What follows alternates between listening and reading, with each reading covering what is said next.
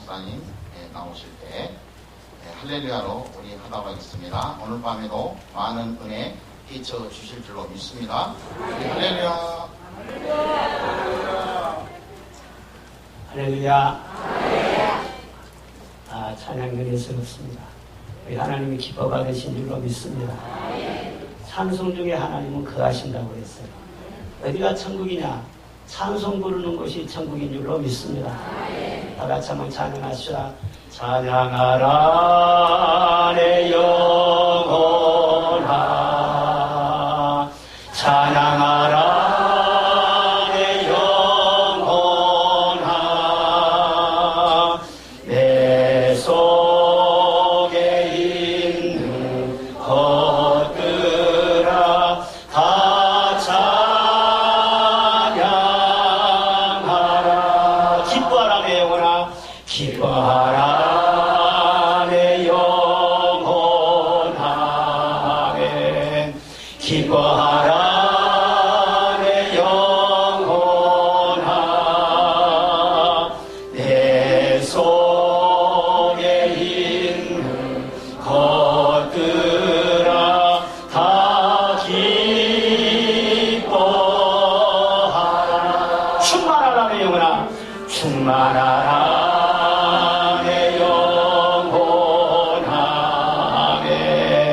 충만하라 내 영혼아, 내 속에 있는 것들아 다 충만하라.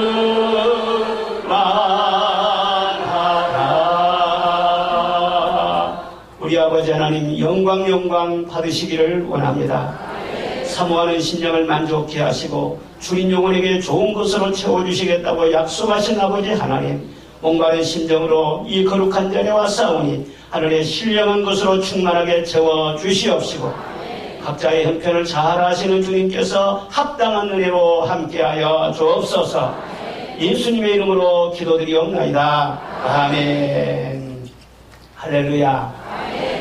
오늘 요한계시록 7장에 있는 말씀을 읽었는데 본문의 내용은 구원받은 천상의 성도들이 하나님의 보좌 앞에서 예배드리는 그런 장면인 것입니다. 그래서 오늘 저녁에는 예배에 관해서 말씀을 전하려고 준비했습니다. 하나님이 인간을 창조하실 때 목적은 참 단순했습니다. 오로지 한 가지, 하나님의 영광을 위해서, 사람들을 통하여 하나님의 예배를 받으시기 위해서 우리 인간을 창조하신 것입니다. 하나님이 주신 에덴 동산에 뭐가 있었습니까? 오직 한 가지, 예배가 있었어요. 하나님의 말씀이 있었어요. 그 말씀이 들려졌었어요. 그리고 그 말씀에 반응, 순종이 있었어요. 그것이 전부였습니다. 그때 에덴 동산은 참 평화로운 동산이었어요. 기쁨의 동산이었어요. 행복의 동산이었어요. 그런데 그 예배가 깨어져 버린 것입니다.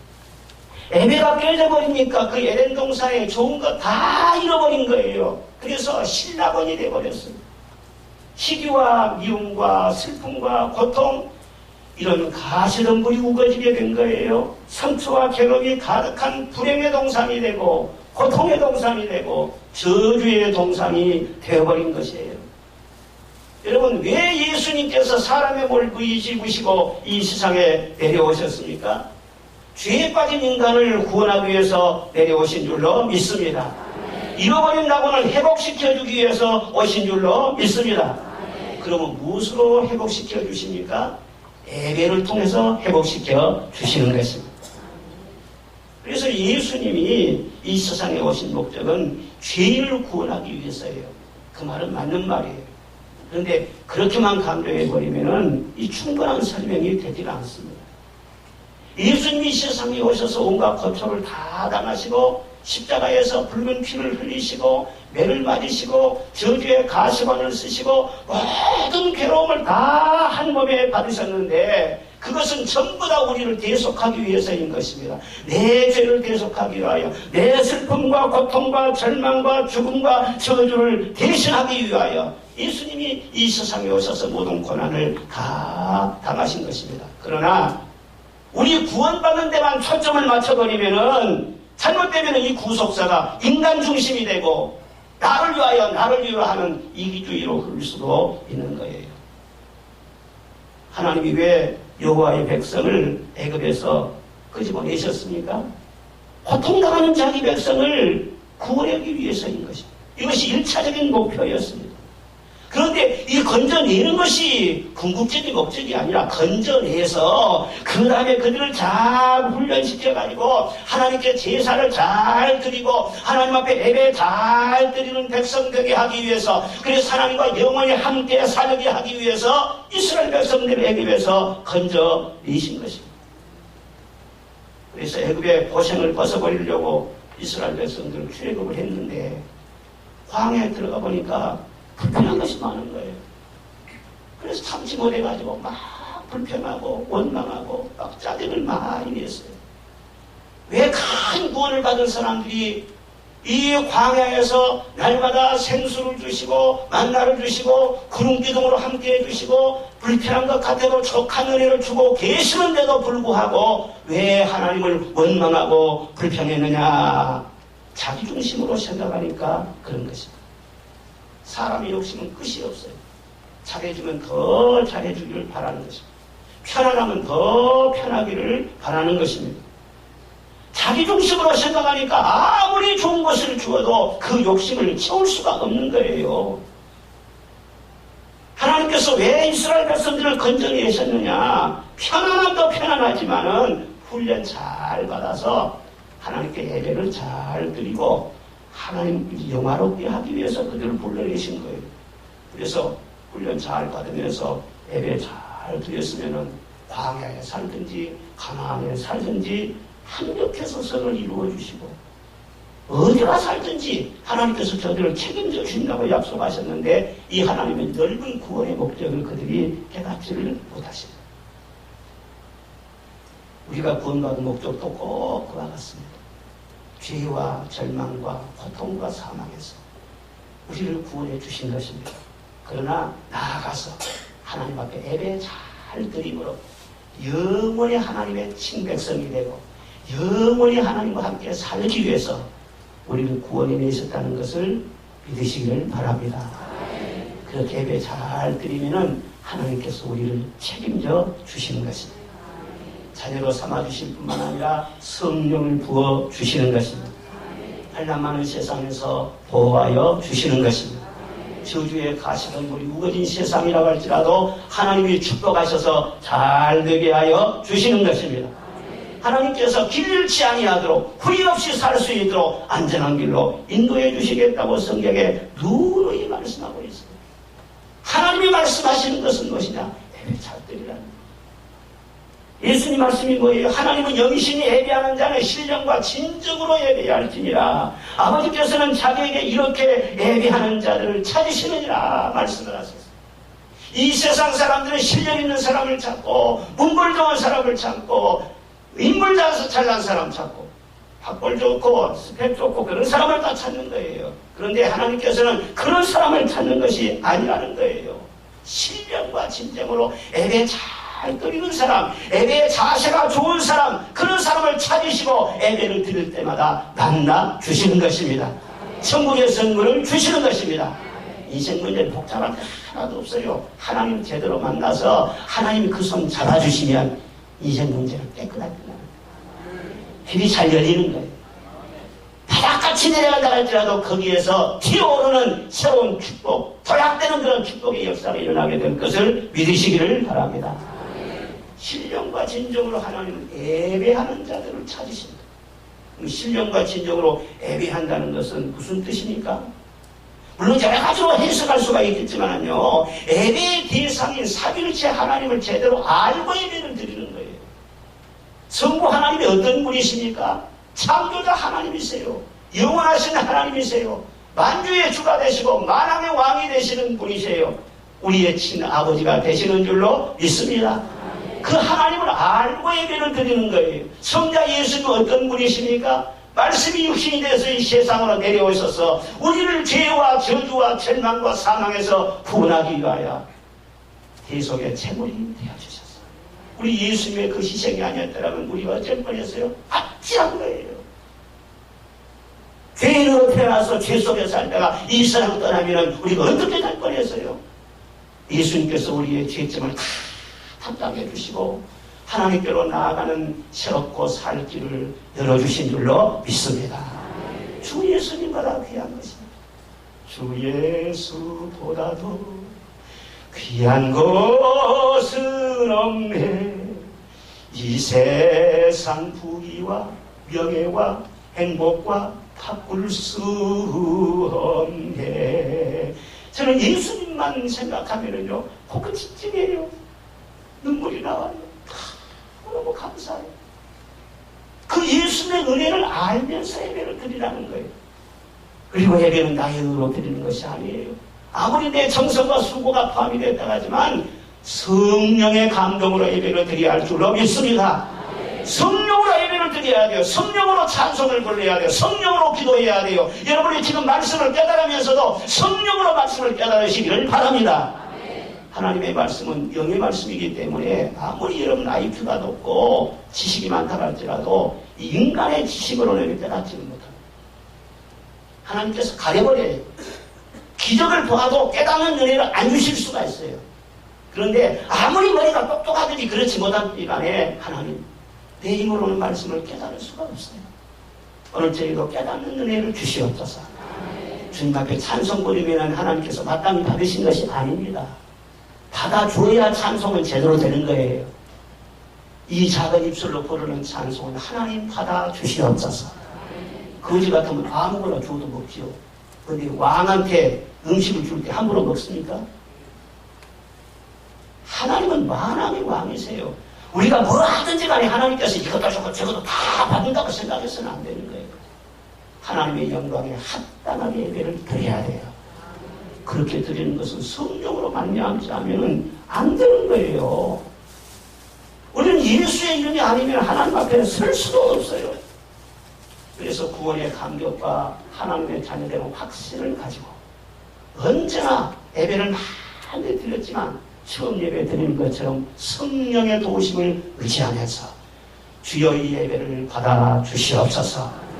그렇게 신령과 진정으로 드리는 예배를 하나님께서는 아주 기뻐하신다. 우리 인생은 나그네 인생이라고 그러는데 흩어져 사는 나그네들이죠. 그런데 이 모든 나그네들의 종착은 다 같습니다. 예수 믿는 사람들의 이 종착점이 어디냐? 천국인 것입니다. 그런데 성경에 보면은 이 천국을 인공한 상태로 딱 감춰두는 것이 아니라 천국은 이렇다 하는 것을 이렇게 보여주고 있어요. 그럼 천국에 뭐가 있는가? 요한계시록에 보면은요, 하늘에 열린 문이 있어가지고 열린 문 사이로 딱 천국을 보니까 하늘에 보좌가 있습니다. 24 장로들이 있습니다. 그런데 그들이 다 엎드려서 경배하더라고 했어요. 보좌 앞에 큰 무리가 있는데 그들도 보좌에 앉으신 앞에 경배하고 세세토록 살아계신 하나님 앞에 찬송하더라. 그렇게 돼 있어요. 오늘 7장 말씀에도 보면은 천사들도 생물들도 장로들도 큰 소리로 외쳐 이르되 구원하심이 보좌에 앉으신 우리 하나님과 어린 양께 있도다. 하나님께 집중하면서 찬송하고 또 찬송하고 예배하는 모습을 볼 수가 있습니다. 완전한 예배의 모습이 천상에서 나타납니다. 창세기 3장에서 깨어져 버린 그 예배가 요한계시록에서 완전히 회복되고 완성되는 것을 보여주고 있는 것입니다. 하나님께서는 이 세상에서 하나님의 자녀들을 구원시키시고 예배 훈련을 잘 시켜서 저 천국으로 데리고 올라가서 영원토록 주님의 보좌 앞에서 천사들의 수종을 받으면서 존귀와 찬송과 경배를 하나님 앞에 드릴 수 있도록 우리를 인도한다는 것을 믿으시기를 바랍니다. 그래서 우리는 이 세상에서 예배드리는 연습을 하는 거예요. 천상의 그 예배를요 열심히 연습하는 거예요. 그리고 하나님께서는 그 예배에 관심이 많으신 거예요. 예배의 정성을 바라보시는 거예요. 매일매일 되게 무가르신 너는 정성이 좀 부족하구나. 너는 가볍구나. 너는 정성이 제대로 준비되어 있구나. 이걸 하나님께서 각 사람 예배 드릴 때 다 바라보시는 거예요. 그리고 진정과 진정으로 하나님이 기뻐하시는 예배를 드릴 때 하나님께서는 너무너무 기뻐하십니다. 우리 하나님은 기분파 하나님이에요. 기분만 좋으면은요, 주머니가 그냥 열리는 거예요. 이것도 받아라, 저것도 받아라. 신령한 복도 주시고, 기름진 복도 주시고, 건강의 복도 주시고, 물질의 복도 주시고, 자녀의 복도 주시고, 아는 사람만 복 주시고. 여러분, 그것이 기복주인 줄 아십니까? 유치한 줄 아십니까? 그 하나하나가 없으면 우리는 견디지 못해요. 하나님께서 에덴 동산에 사람을 창조하시고 다른 것 하나도 주지 않고 복을 주시며 가라사대 생육하고 번성하라, 땅에 충만하라, 정복하고 다스리라, 복만 주었어요. 그런데 인간은 복이 없으면 견디지를 못해요. 아무리 부자들도 돈 많은 것만이 복이 아닙니다. 높은 고관으로 올라가만 복이 아닙니다. 하나님이 주시는 합당한 복을 주시냐면 인간은요, 견디지를 못하는 거예요. 어떤 사람이 이런 복을 주시느냐? 하나님 앞에 합당하게 예배드리는 자에게 이런 복을 주신 줄로 믿습니다. 그래서 이스라엘 역사를 보면은요, 성전이 살아있고 예배를 잘 드리고 하나님이 기뻐하시면은요, 전염병을 그 나라에서 제해버리시는 거예요. 모두 다 건강해요. 전쟁을 또 막아주시는 거예요. 하나님은 완전한 방패가 되시려 안 일어나게 만들어버린 거예요. 북한에서 아무리 미사일을 쏘고 그래도 하나님이 방패가 되어주시면 우리 대한민국 걱정 없을 줄로 믿습니다. 우리가 믿는 백그라운드는 하나님밖에 없는 거예요. 그리고 이른비와 느른비를요, 때를 따라 주셔가지고는요, 식물이 풍성하게 하십니다. 먹을 것이 풍성하게 하시는 거예요. 할렐루야. 그리고 평화와 번영을 주시고 모든 것이 부족함이 없게 예배를 잘 드리면은요, 만가지 복을 주시는 거예요. 그런데 하나님께서 많은 사람들 중에서 이스라엘을 선택하시고 예루살렘을 선택하시고 성전을 선택하시고, 그래서 하나님의 눈은 세초부터 세말까지 성전에 있다고 했어요. 그 성전에서 어떻게 이스라엘 백성들이 예배드리는가, 거기에 초점이 있는 거예요. 그런데 성전이 병들었어요. 하나님은 모시할 성전에 우상을 안치를 하고 있어요. 백성들이 나와서 다 건성으로 그렇게 성전 생활하고 있어요. 하나님 화가 나세요. 사무엘상에 보면 엘리 제사장 얘기가 나오는데, 엘리 제사장은 이스라엘의 최고의 사사요, 선지자요, 그 시대에 실질적으로 이스라엘을 통치했던 통치자였어요. 하나님이 존귀하게 쓰시는 사람이었어요. 그런데 성전에서 제사장으로서 예배를 드리는데 하나님을 사랑하는 마음이 없어요. 은혜에 대한 감사가 없어요. 하나님을 향한 정성이 부족해요. 형식적으로, 습관적으로, 매너리즘에 빠져가지고 그렇게 예배를 그냥 때우는 식으로 드리는 거예요. 아버지가 영적으로 그렇게 무기력하고 형식주의로 나가니까 꼭 자식들도 그 모양이에요. 그래서 자식들이 제사 지낼 때 백성이 소나 양 재물을 가지고 오면은요, 그걸 가로채서요, 훔쳐먹는 거예요. 그리고 여호와의 제사를 멸시했다고 했어요. 하나님이 그것을 하시는 거예요. 너 그러지 마라, 그러지 마라. 자꾸 경고를 해요. 경고를 무시하면서 계속 그렇게 하는 것입니다. 영적으로 이렇게 예배가 잘못되면은 도덕적으로 타락하게 됩니다. 이것은 모든 사람의 똑같은 수순입니다. 하나님을 두려워하면은요, 함부로 그렇게 요동할 수가 없는 거예요. 이 엘리 자식들이 말이죠, 성전에서 수종들은요, 여인들하고 음란한 짓을 하는 것입니다. 하나님 무서운 줄 모르고 성전에서 더구나 배락말 짓을 하는 거예요. 그러면서 가만히 부어가지고는요, 하나님의 경고를 받아들이지 않습니다. 귀하게 깊은 잠에서 깨어날 줄을 모르는 것입니다. 안 되겠다. 하나님께서 전쟁을 보냅니다. 블레셋과 전쟁이 일어났습니다. 언제나 만군의 여호와 하나님께서는 이스라엘 백성들이 전쟁이 일어날 때 하나님께 부르짖고 그러면요, 하나님께서 막아주시기도 하고 이기기도 하시고 그러잖아요. 그런데 성민 이스라엘 백성들이 블레셋의 공격을 받아가지고 34,000명이나 전사를 당합니다. 법궤를 동원하면 혹시나 우리가 득을 볼까 했는데 법궤도 빼앗겨버립니다. 엘리 제사장은 충격으로 목이 부러져서 죽습니다. 홈리와 비나스라는 두 아들도 전쟁터에 나가서 한 날 죽습니다. 그리고 그 며느리는 출산하다가 죽습니다. 아들을 낳았는데 그 아들을 낳은 것 보면서 죽어가면서 이름을 지었어요. 이가봇이라고. 이가봇이라는 뜻이 무엇이냐? 영광이 떠났다, 그런 뜻이에요. 그러니까 엘리 가문에도 영광이 떠났고 여호와의 성전에도 영광이 떠났고 이가봇, 영광이 떠났다는 그 이름이 이스라엘을 20년 동안 지배한 거예요. 영광이 떠나버리니까 시험과 탄식과 원망과 고통과 두려움이 온 나라를 덮은 것입니다. 이가봇이라는 이름이요 20년 동안 그 나라를 지배한 거예요. 왜 나라가 망했습니까? 힘이 없어만 망한 것이 아니고 외교를 잘못해서 망한 것이 아니에요. 가정이 왜 무너졌습니까? 실력이 없어서 인물이 모자라서 무너진 것이 절대로 아니에요. 에베가 흔들리니까 나라가 흔들리고 에베가 죽으니까는요 다 무너진 거예요. 다 무너진 거예요. 그 후로 하나님께서는 마음에 드신 한 사람 어린 사무엘을 택하신 것입니다. 이 사무엘은 어렸을 때부터 성전에 머물면서 늘 하나님을 경외하며 하나님의 말씀에 귀를 기울였던 사람입니다. 하나님께서 그를 들어서 이스라엘의 선지자로 세우신 것입니다. 벌써 이 사무엘은요 선지자로 다 쓰임을 받을 때부터 하나님 앞에 온전한 예배를 드리기 위해서 모든 정성을 다 거기에 쏟습니다. 그리고 미스바에서 성회를 열어서 하나님이 받으시는 제사, 온전한 제사를 어린 양 한 마리를 잡아가지고는요 다 드린 거예요. 하나님이 그 예배를요 기쁘게 받으셨어요. 아니 그러고 있는데 그때 또 블레셋 사람들이요 쳐들어온 거예요. 여러분 온전한 예배를 드린 다음에 하나님 전쟁이 터졌습니다. 우리는 어떻게 하면 좋습니까? 하나님이 전쟁을 막아주시옵소서. 하나님이 승리하게 하여 주시옵소서. 기도를 했어요. 그런데 피 한 방울 흘리지 아니하고 하나님께서 깨끗하게 막아주신 거예요. 할렐루야.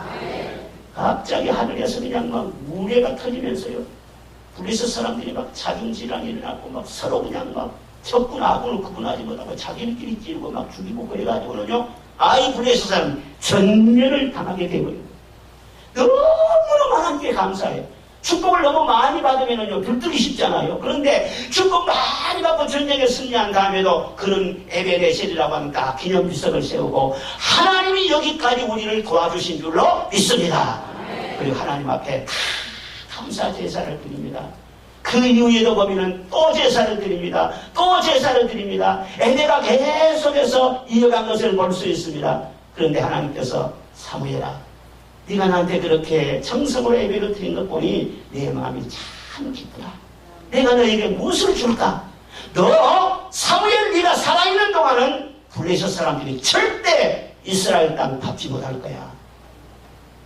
그래서 사무엘이요 살아있는 동안은요 전쟁이 일어나지 않습니다. 잘못 판단하고 블레셋 사람이 쳐들어왔다가도요 백전백승합니다. 사무엘 한 사람의 존재감이 그렇게 큰 거예요. 예배 잘 드려서 하나님 마음에 맞는 사무엘 한 사람이 있기 때문에 이스라엘 하나님을 완벽하게 보호해 주신 것을 볼 수가 있어요. 하나님 사람을 세우기도 하고 패하기도 하시는 것입니다. 엘리가 98세가 되도록까지 평생 하나님 앞에 쓰임받는 종이었지만은요 예배가 건성으로 드려지고 형식주의에 빠지게 되고 예배에 실패할 때 하나님께서 버리셨어요. 과감하게 버려버렸어요. 하나님을 두려워할 줄 알고 진정으로 하나님을 경외하는 이 젊은 아주 어렸던 이 사무엘을 하나님께서 다시 들어서 딱 세워주시고 이스라엘을 지켜주시고 그 사역을 영광스럽게 하셨던 것을 볼 수가 있어요. 여러분 축복을 주시는 것은 하나님의 마음인 것입니다. 신앙생활할 때 하나님 마음에 감동되게 하시기를 바랍니다. 예배를 드릴 때 하나님 마음을 기쁘시게 하도록 예배 드리시기를 바랍니다. 여러분 그건 가만히 생각해 보면요 우리나라를 하나님이 엄청나게 사랑해 주시는 것 같아요. 선교일로 외국을 이렇게 종종 나가거든요. 근데 외국에 다니면서 아직 그 나라의 상황이라든가 종교적인 전황이나 그걸 보면요 하나님께서 우리나라를 너무너무 사랑해 주시는 거예요. 그런데 우리나라 사람들은 그걸 잘 몰라. 너무너무 사랑해 주시는 거예요. 미얀마라든가 캄보디아라든가 아프리카 케냐라든가 뭐 다른 데 배우 다 가보거든요.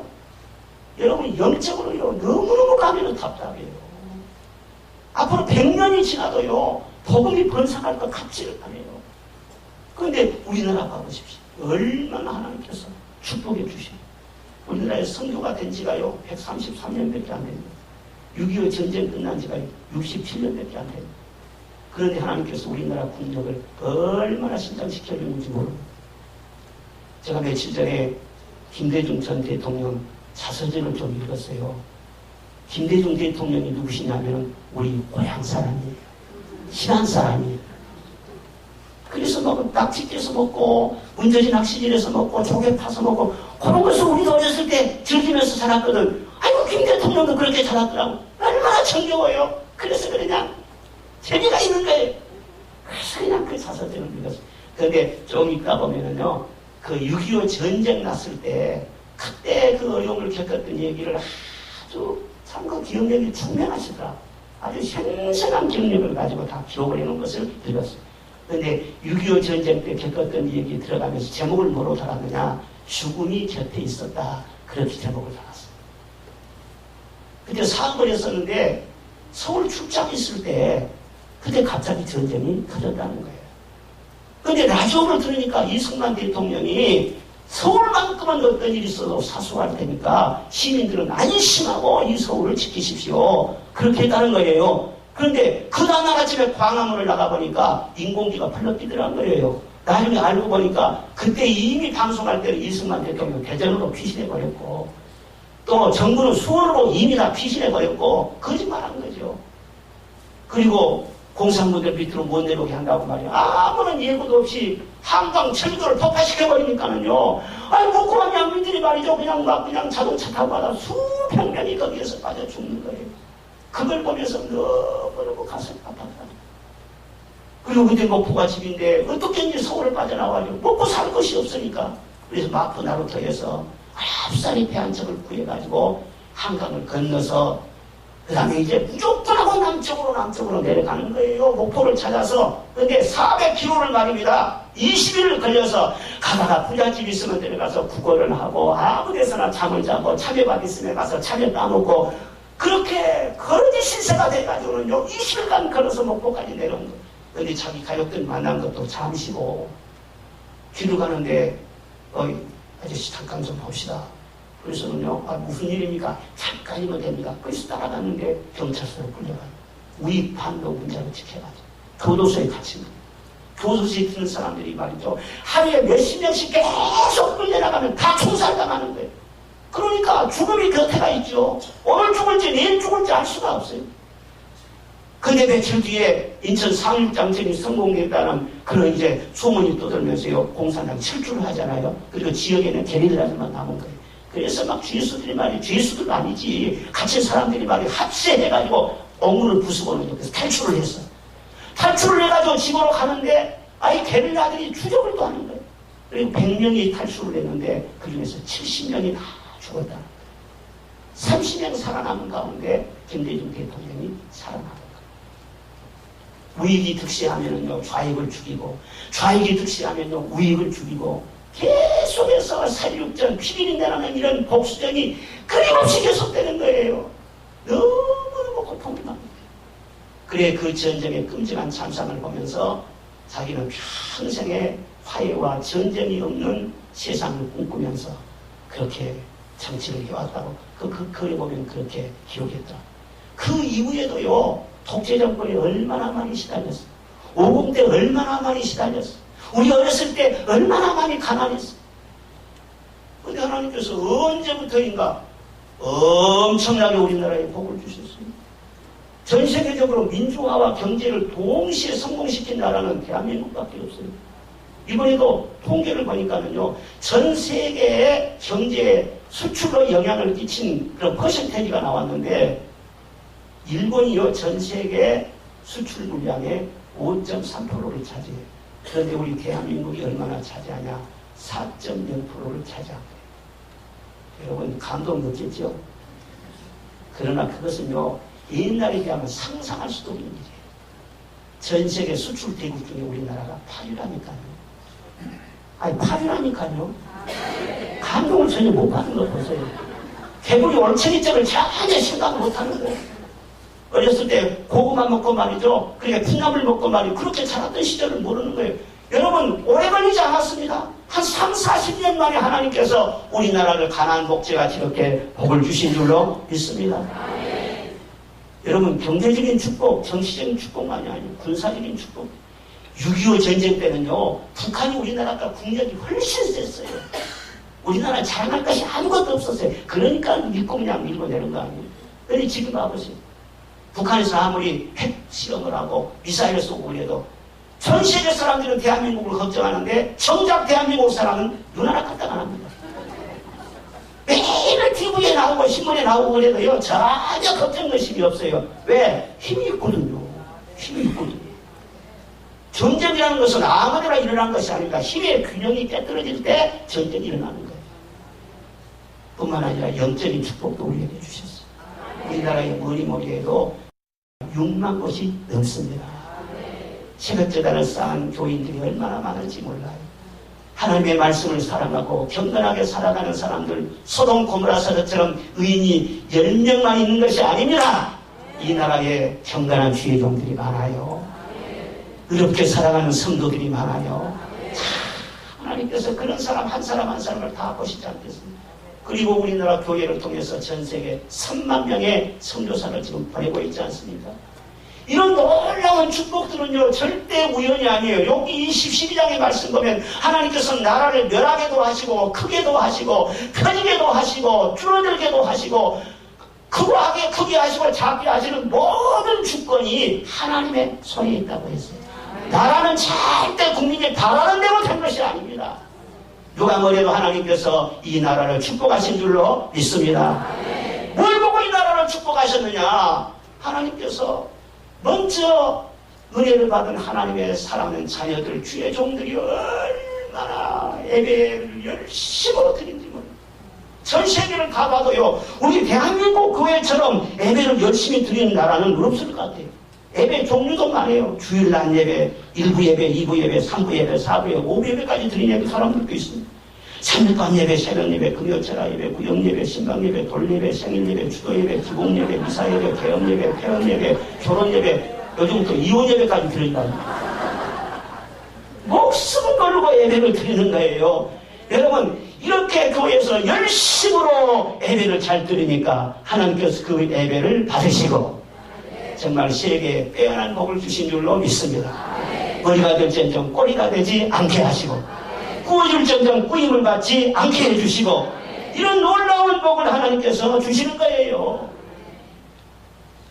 요즘 교회 위기다 그런 말을 많이 하는데 여러분 신학대학교 교수님들이 그렇게 말합니다. 한국교회 위기는 무엇이냐?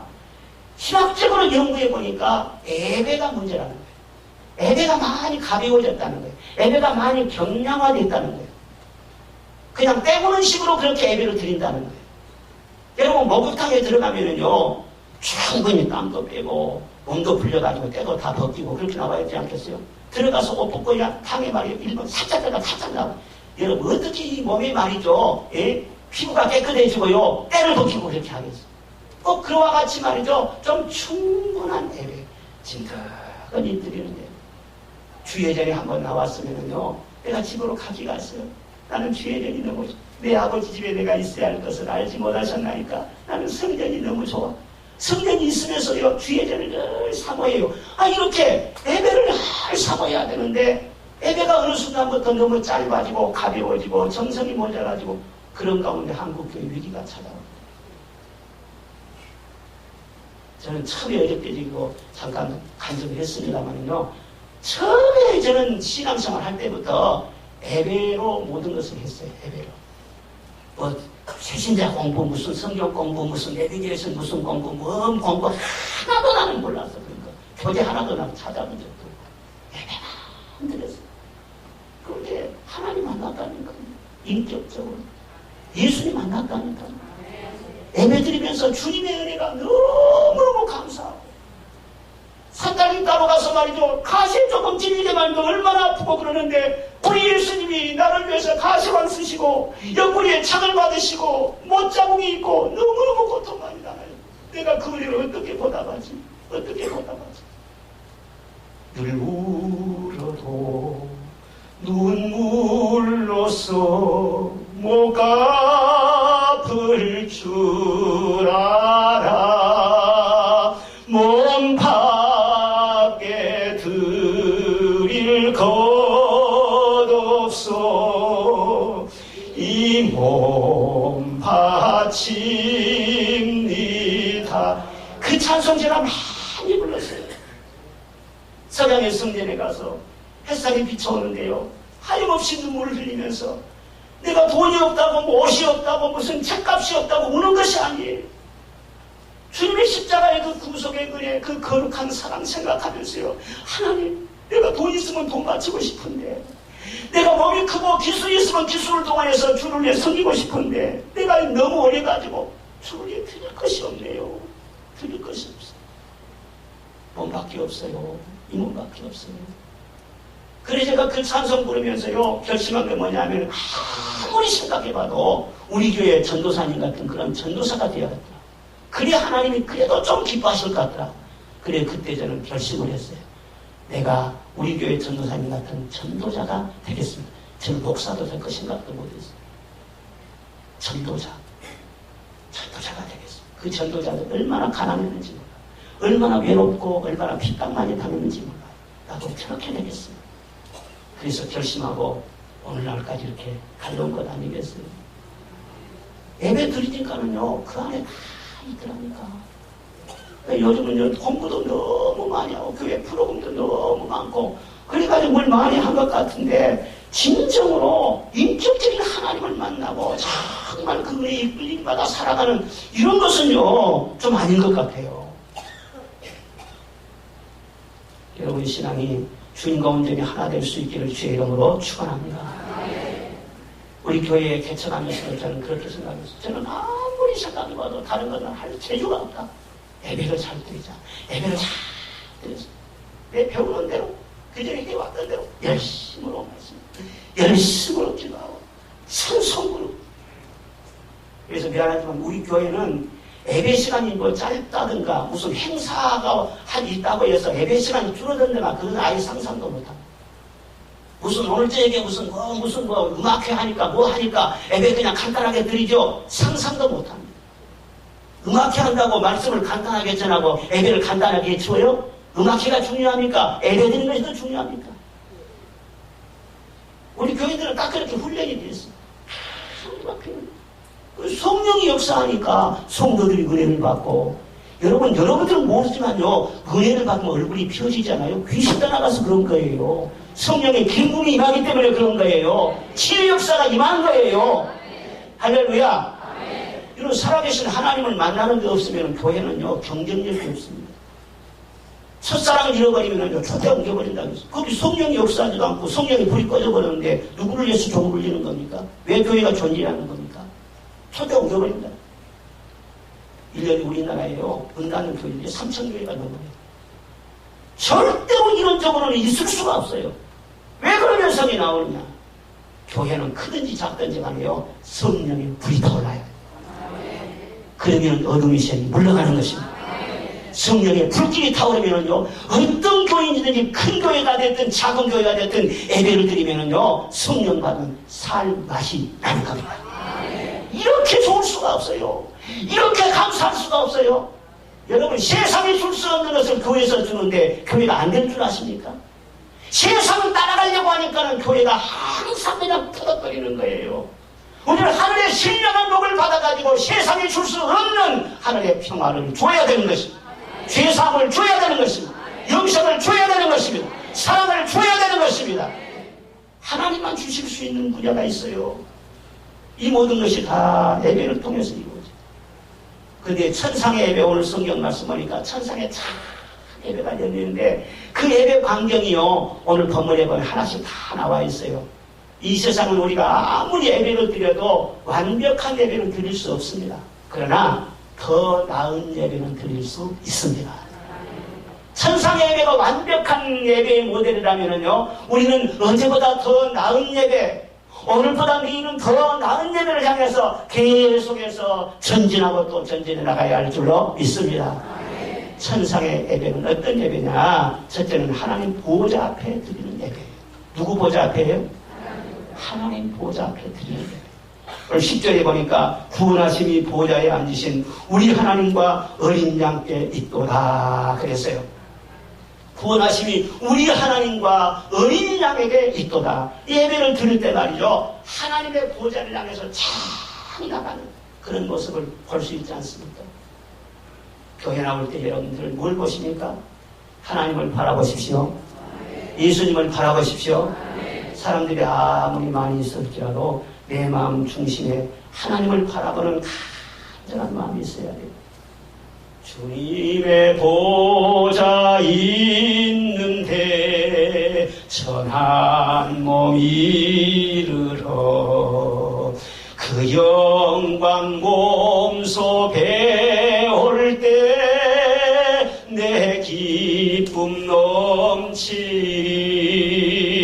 내 기쁨 넘치리.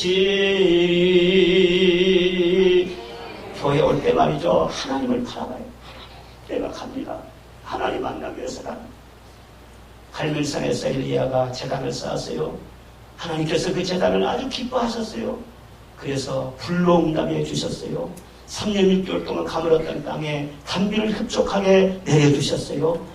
하나님의 예배를 기뻐 받으시면은요, 그런 놀라운 역사, 놀라운 하나님께서 그 복을 주시지 않아요? 그런데 거기 보면은요, 갈멜산에서 사람들이 많이 모여 있어요, 거기. 그런데 그 많은 무리들을 의식한 것이 아닙니다. 거기에 바알 선지자, 아세라 선지자들이요 수백 명이 있는 것입니다. 그런데 그 대적들을 본 것도 아닙니다. 거기에 아방까지 와 있었습니다. 그러나 왕은 그들도 보지 않았습니다. 엘리야는 누구를 봤습니까? 오직 하나님만을 바라본 거예요. 하나님을 기다렸어요. 하나님의 약속의 말씀을 붙잡았어요. 하나님 앞에서 묵묵하게 우상의 제단을 무너뜨리고 새로운 제단을 쌓았어요. 자기의 정성을 다 했어요. 그리고 하나님을 바라보면서 여호와여 불로 응답하여 주옵소서. 하나님이 참 살아계신 이신 것과 내가 하나님의 좋은 것을 이 사람들을 보는 눈앞에서 똑똑히 드러나야 주시옵소서. 사람들을 무시하고 하나님만 집중해 바라보니까 하나님께서 불로 응답하시고요. 비가 내리게 하시고요. 그 우상 숭배자들요 큰 칼에 작별하게 하시고요. 우리는 예배를 드릴 때마다 주님을 바라봅시다. 아멘. 아멘. 엘리야의 기도는 그의 하나님을 바라보면서 지금 이 순간 불로 응답하지 않으시면, 은혜를 주시 않으시면 나는 끝장입니다. 그렇죠? 불이 내려왔을지 망정이지 안 내려왔으면요 우상 숭배자들한테 자기가 칼질을 죽지요. 근데 불이 내려왔기 때문에 백성들이 다 일어나가지고는요 850명 우상 숭배자들을 다 진멸시킨 거야.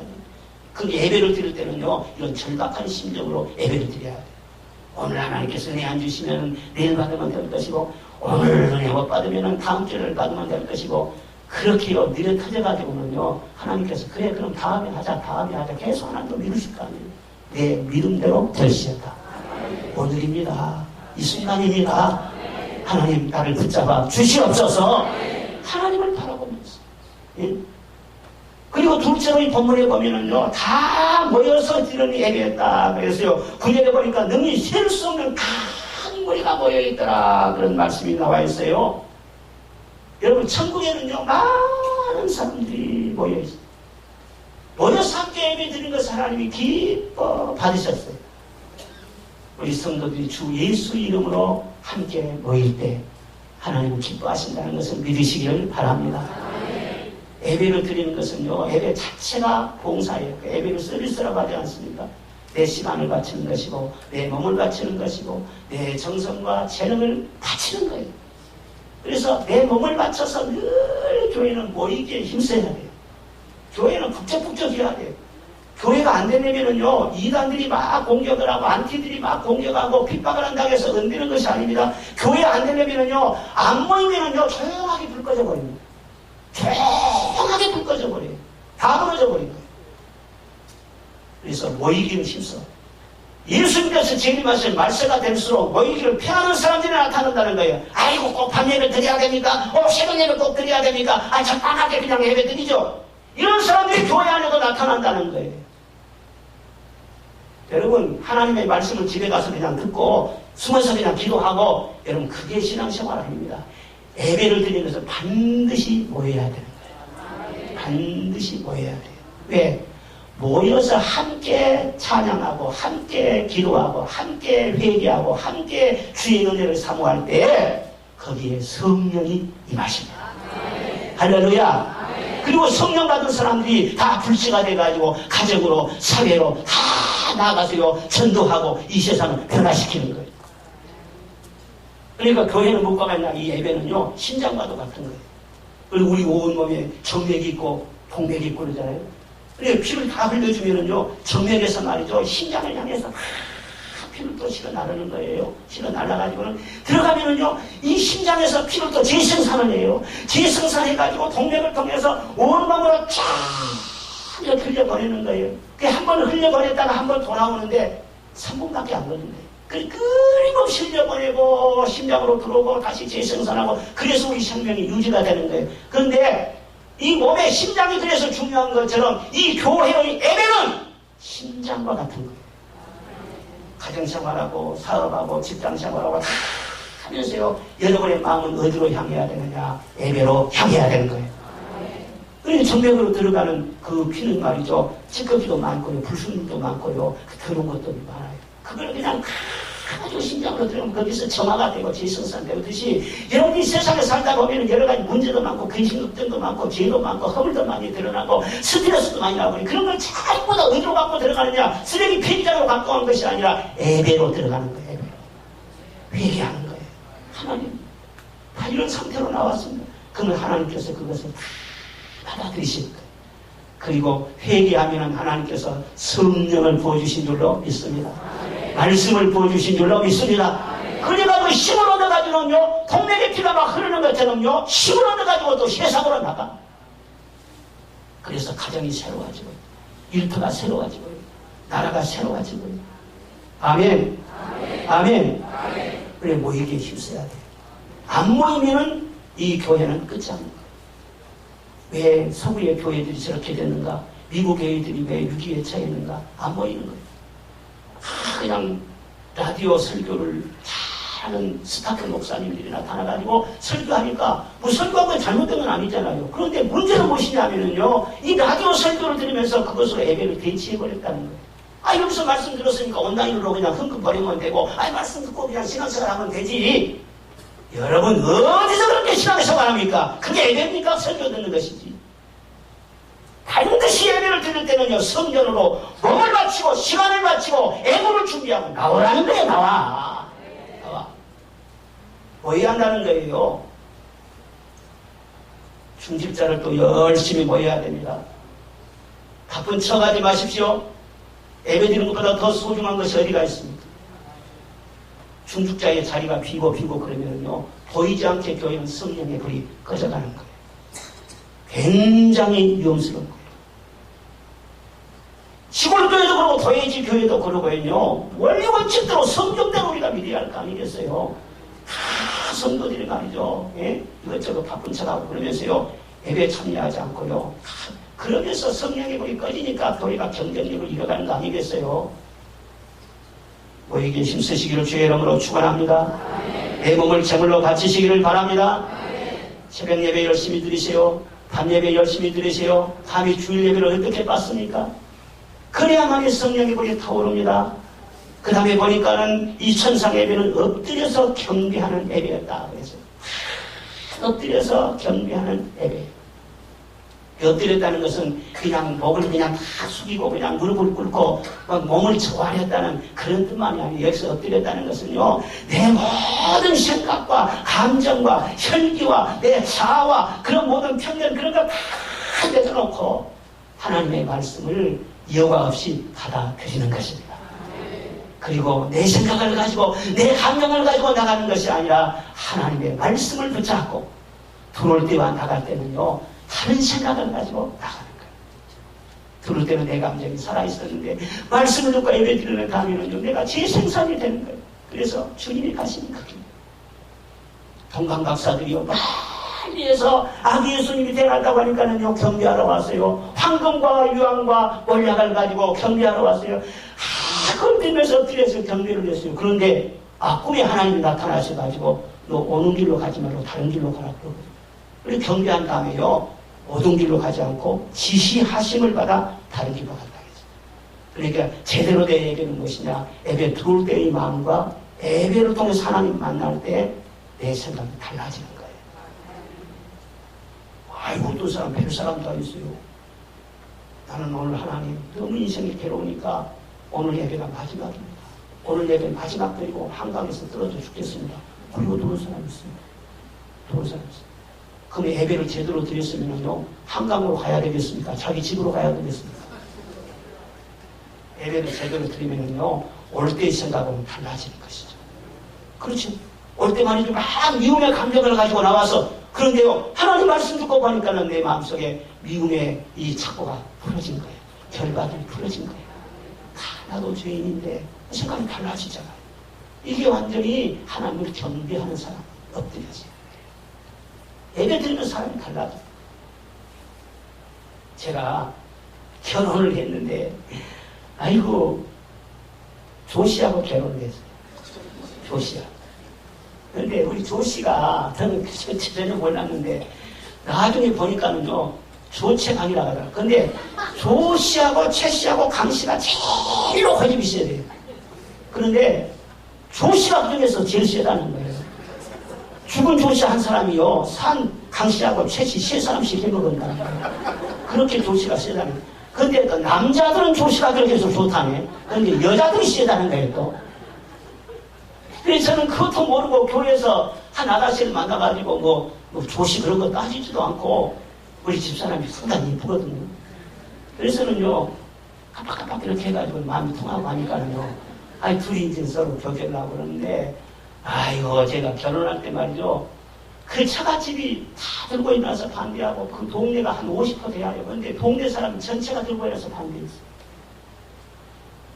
그 동네에 누가 사시느냐? 조경문 목사님도 사시더라고요. 우리 집사람 큰 집 오빠예요. 제일 큰 오빠예요. 제일 큰 오빠.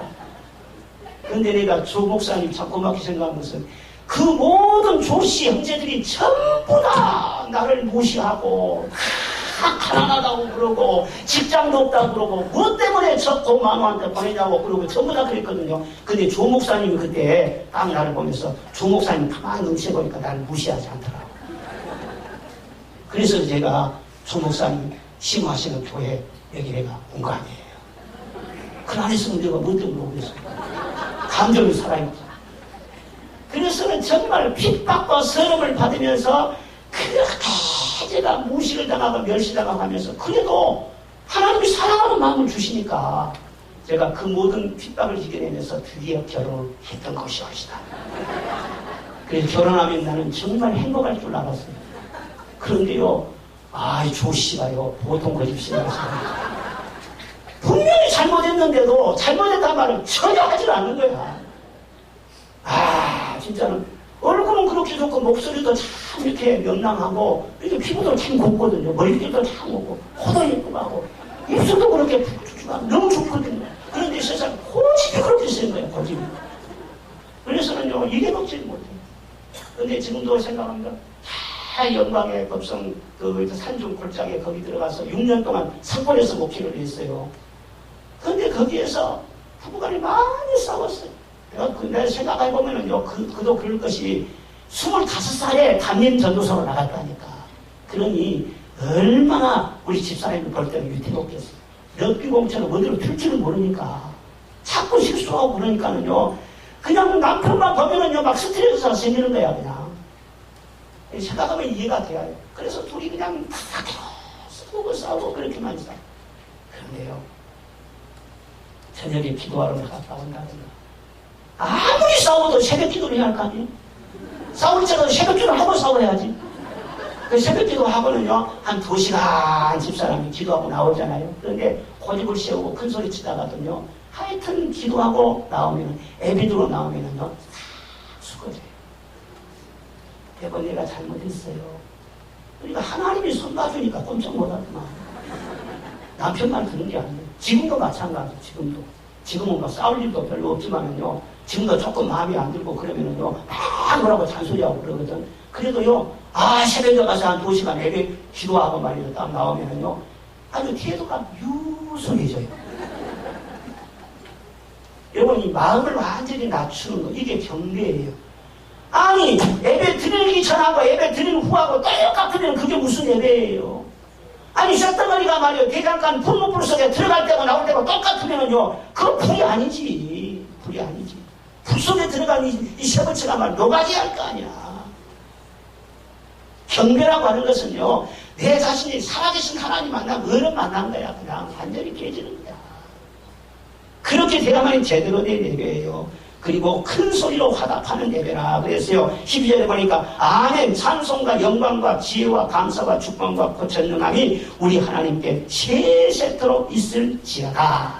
여기 보면 큰 소리로 그랬어요. 이 천상의 소리를 보면은요 전부 다 커요. 찬송 소리가, 물소리 같다겠고 우리 소리 같다겠고 나팔 소리 같다겠고 아멘으로 화답하는 소리가 굉장히 우렁찼다고 그렇게 말씀하고 있어요. 천국에 가면은요 조용한 것이 아니라 소리가 크다니까요. 교회는요 찬송이 살아있어야 돼요. 아멘이 살아있어야 돼요. 합당한 말씀을 전하면 그 말씀은 귀로만 듣는 것이 아니라 에스겔 1장에 보십시오. 그 말씀을 먹으라겠어요. 입을 벌려 먹을 거 아니겠어요. 아멘 하면서 그 말씀을 먹는 거예요. 아멘. 그러면 내 말씀이 되는 거 아니겠습니까? 그 전에 어떤 부흥사님이 그랬다 하잖아요. 부에 가서 이렇게 설교를 하는데 아이고 권사님 한번요 목사님 우리 며느리에서 기도 좀 해주십시오. 아 무슨 일 있습니까? 아 결혼한 지 7년이 됐는데 아직 얘기가 없습니다. 기도 좀 해주십시오. 아 그래요?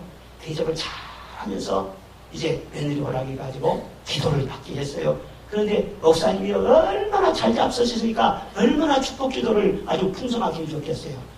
두꺼비 같은 아들 잘 낳아서 잘 미루고 복을 많이 주는. 그런데 끝난 다음에 며느리가 아멘을 해야 할까 그랬어요. 며느리가 아멘을 안 해요. 시어머니가 아멘 그랬어요. 누가 임신을 했대요?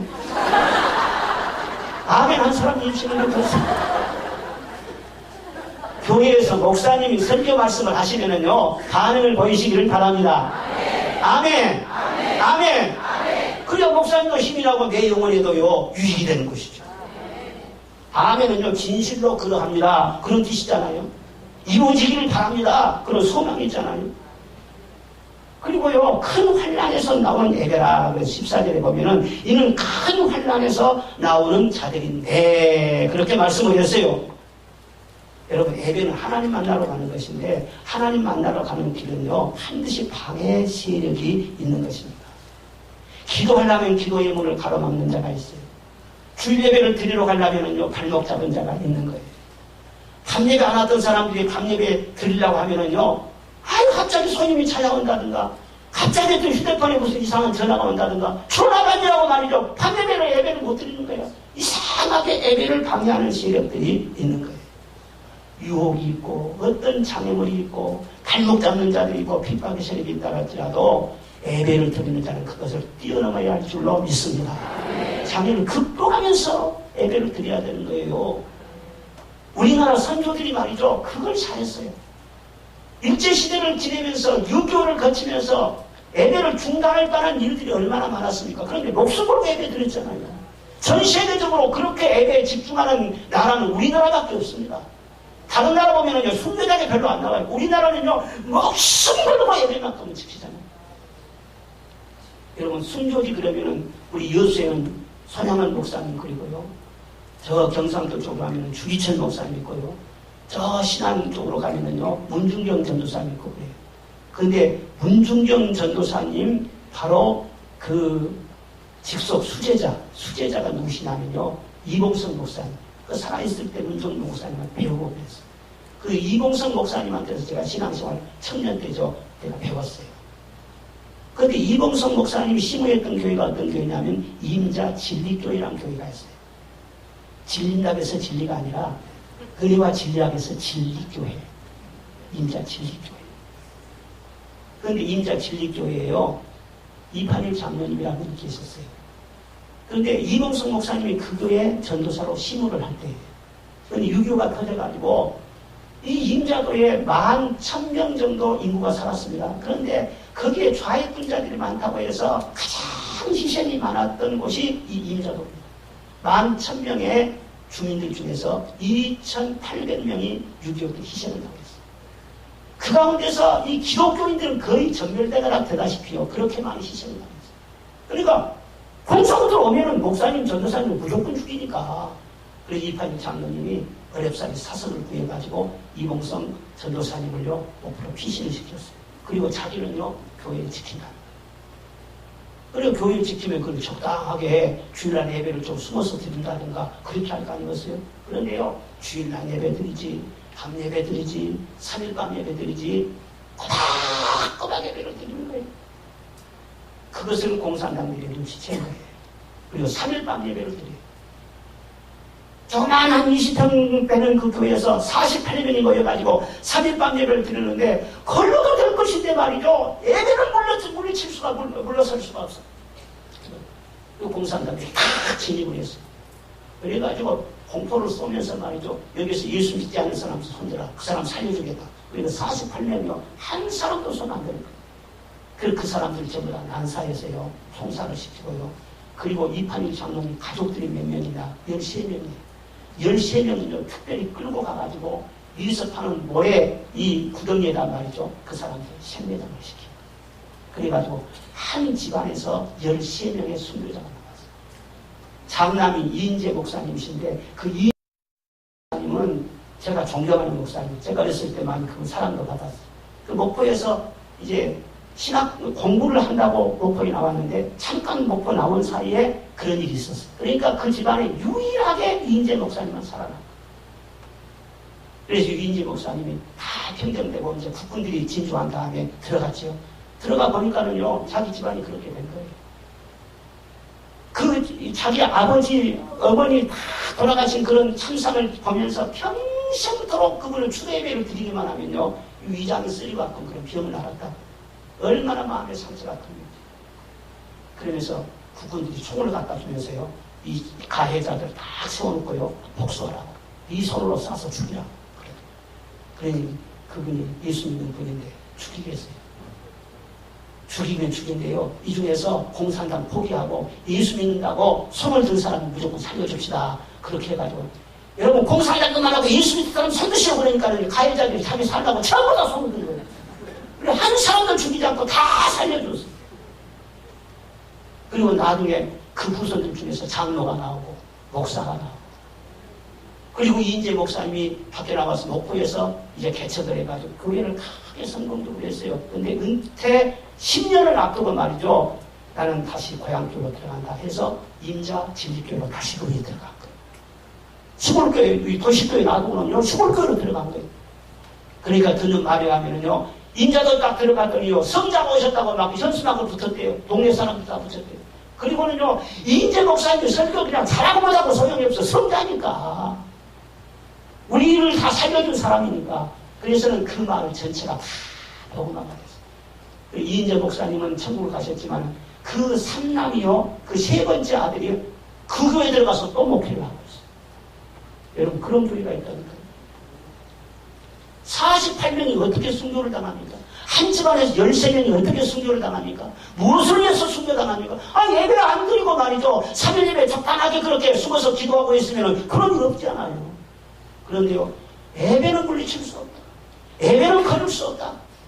정해진 장소에서 정해진 시간에 하나님과 예배 드려야 된다.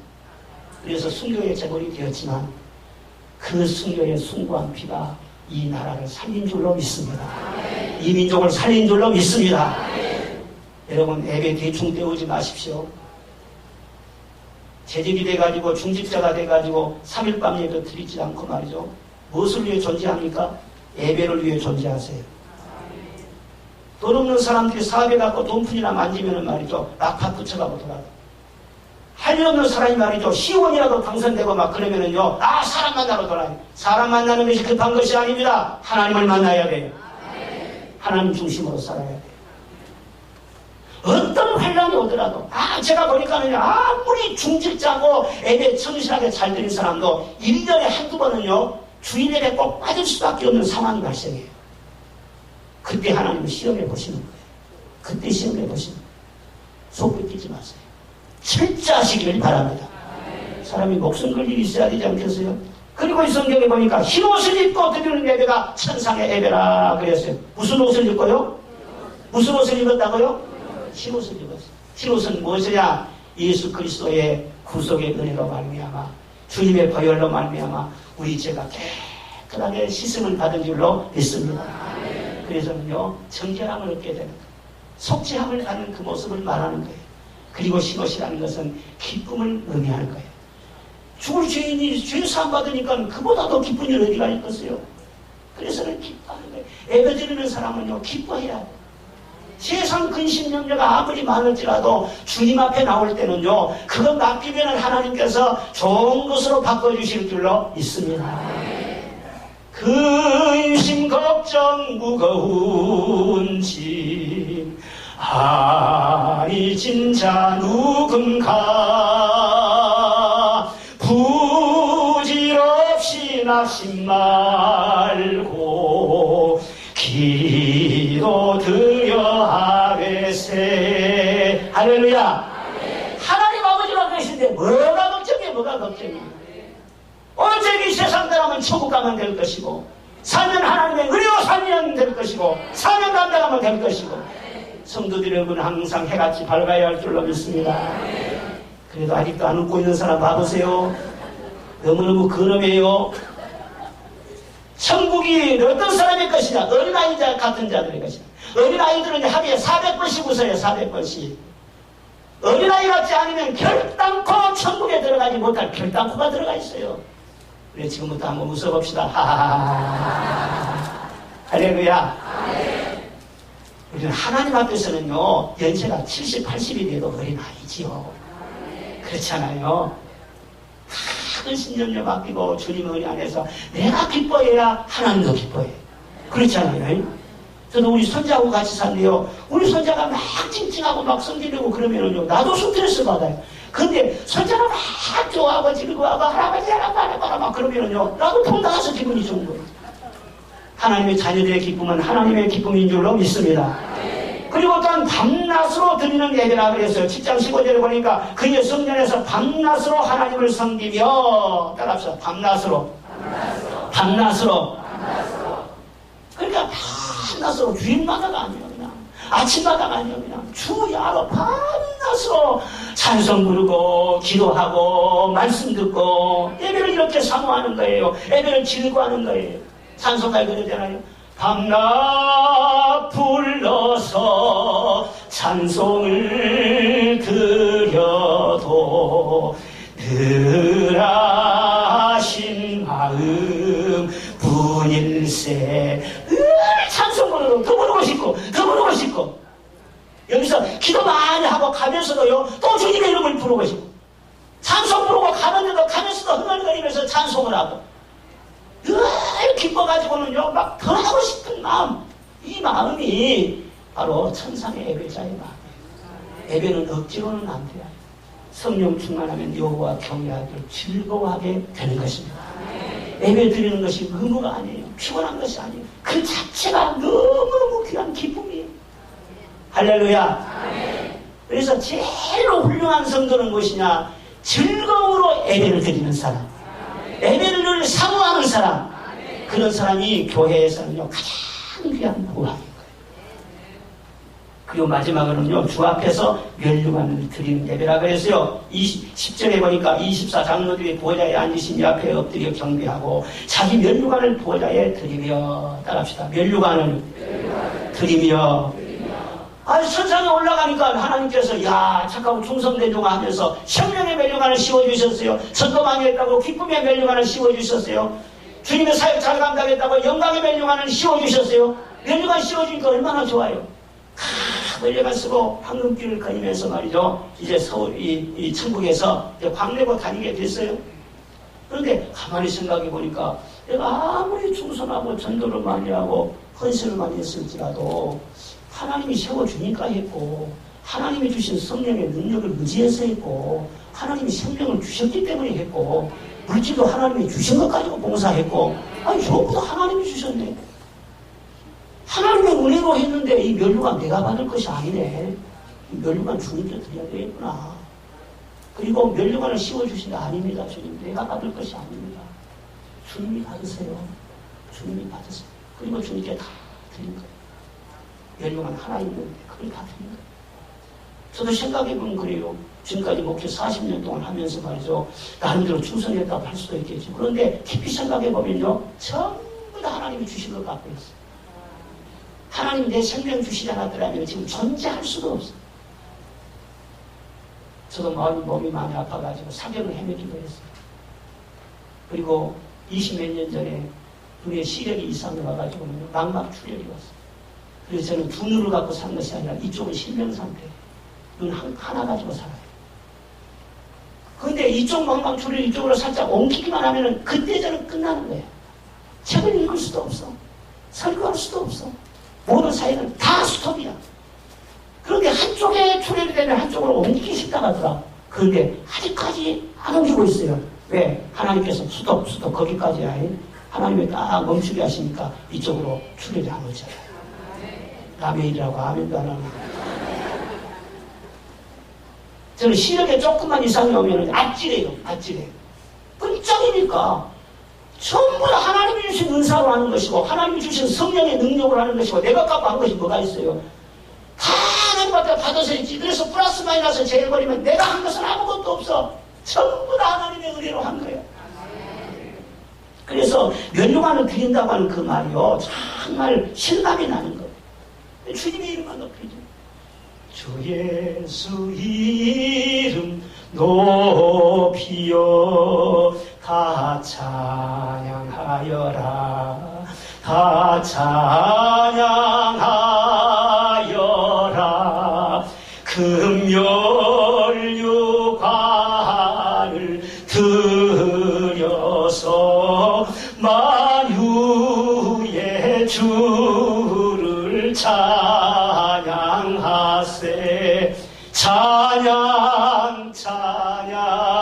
찬양 만유의 주 찬양. 할렐루야. 주님 은혜 밖에는 찬양할 것이 없어요. 예배를 드리면서 봉사를 하면서 내 의를 내세우지 마세요. 다 주님이 주셔서 한 것입니다. 겸손하고 주신 면류관까지도 주님께 돌릴 줄 아는 성숙한 그리스도인들이 되시기를 바랍니다.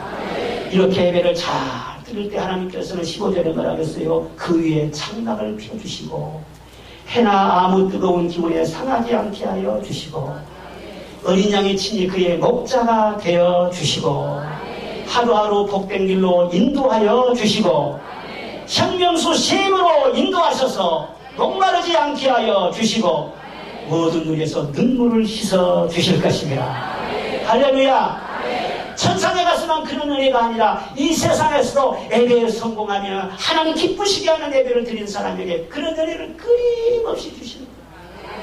하나님은 신령과 진정으로 예배하는 자를 찾으신다고 했는데 하나님이 찾으시는 그 예배자 그 한 사람이 되시기를 주의 이름으로 축원합니다. 다 같이 시간 두 손 드십시다. 두 손 들고 주의 이름을 3번 크게 부른 다음에 이 말씀 붙잡고 결단하면서 우리 통성으로 기도하겠습니다. 주여! 주여! 주여! 할렐루야. 아버지 하나님.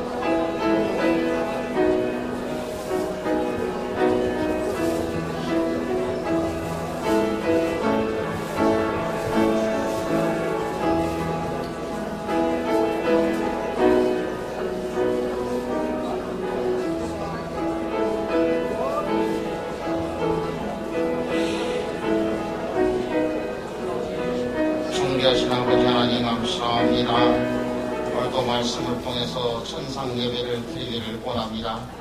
그동안 나태하고 게으르고 적극적이지 못했던 예배 드렸던 것들 모두 하나님 앞에 회개하며 참으로 이제는 뜨거운 예배, 살아있는 예배, 정성을 다하는 예배, 신령과 진정으로 드려지는 예배가 될 수 있도록 복내려 주시옵소서. 예수님의 이름 받들고 간절히 기도올려옵나이다. 아멘. 영성께 심호하시는 최상민 목사님 나오셔서 축도로 예배를 마치겠습니다.